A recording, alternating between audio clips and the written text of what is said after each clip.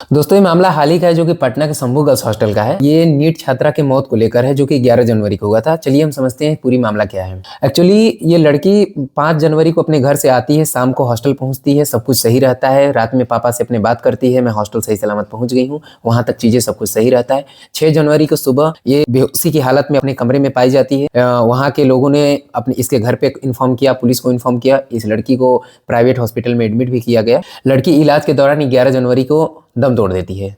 Police जब आती है तो इसके कमरे में जांच करती है। पुलिस जब आती है तो इसके माता पिता से भी कुछ चीज़ें सवाल जवाब करती है। उसमें ये पाती है कि उसके जो कमरे में दवा मिलता है वो नींद की दवा होती है, और उसमें जो नींद की दवा है वो अपने गांव से लेकर आई है। जांच में पता ये चला है। पुलिस क्या करती है कि उसको हल्के में लेती है न्यूज को, क्योंकि वो सोचती है कि ओवरडोज की वजह से बेहोशी का हालत हुआ था, चीजें सब सही हो जाएगा। लेकिन और ये आत्महत्या वाले मामला आ जाता है। लेकिन ऐसा मामला नहीं होता है। जब रिपोर्ट 14 जनवरी को आता है तो सब कुछ सारा केस चेंज हो चुका होता है। फिर उसमें रिपोर्ट में जबरन का मामला आता है, रेप का मामला आता है, और सबसे हैरानी की बात यह है दोस्तों कि लड़की 5 जनवरी से 6 जनवरी के बीच में गेट से बाहर नहीं गई है। यानी जो कुछ भी उस लड़की के साथ हुआ है, जो भी हुआ है 5 से 6 जनवरी के बीच में, वो पूरी को पूरी चीज हॉस्टल के अंदर हुआ है। अब दोस्तों क्या हुआ है, कैसे ये टीम एसआईटी की टीम जांच कर रही है, वो तो उनका मामला है। सवाल यहाँ पे है सिस्टम, और सवाल यहाँ पे है लड़कियों की सुरक्षा को लेकर के। अगर लड़कियां सुरक्षित नहीं है तो बाहर में पढ़ेंगी कैसे? और जब ये सच में नहीं पढ़ेंगी, क्या सरकार यही चाहता है लड़कियां ना पढ़ें?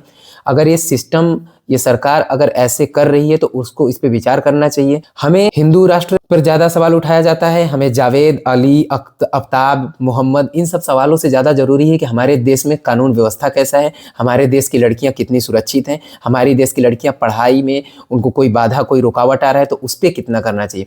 मैं आज पूछना चाहता हूँ धीरेन्द्र शास्त्री से, मैं पूछना चाहता हूँ देवकी नंदन जी से, मैं पूछना चाहता हूँ अनिरुद्ध आचार्य जी से। आप लोग हिंदू राष्ट्र पर बात करते हैं, आप लोग बांग्लादेश के हिंदुओं पर बात करते हैं। अपने देश की हिंदू, अपने देश की दलितों का रेप होता है, अपने देश के छात्रों का रेप होता है। आप उस दिन कहाँ रहते हैं, किस जगह पे रहते हैं? कैसे नहीं आपकी आवाज उठती? एक बार कभी आप आए हैं कैमरे पे, बोले हैं कि इसकी इंक्वायरी क्यों नहीं हो रही? आपको आना चाहिए, आपको इस पे भी बोलना चाहिए।